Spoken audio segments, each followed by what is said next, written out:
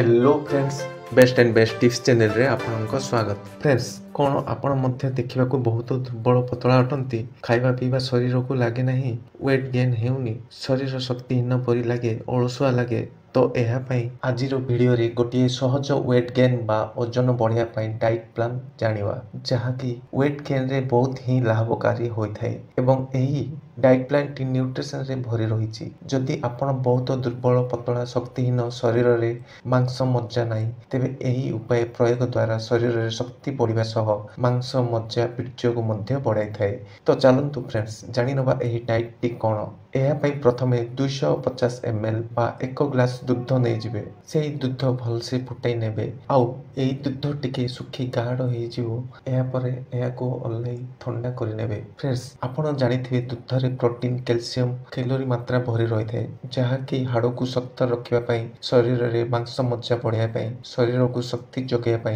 बहुत ही लाभकारी होता है। यही ठंडा हो जाइथिबा दूध रे गोटे कदली मिसाइबे। कदली मध्य कैलोरी रो भल सोर्स होता है। कदली सेवन करने द्वारा शरीर को शक्ति मिलता है आउ ओजन बढ़िबा पाई बेस्ट आहार जना जाइथे।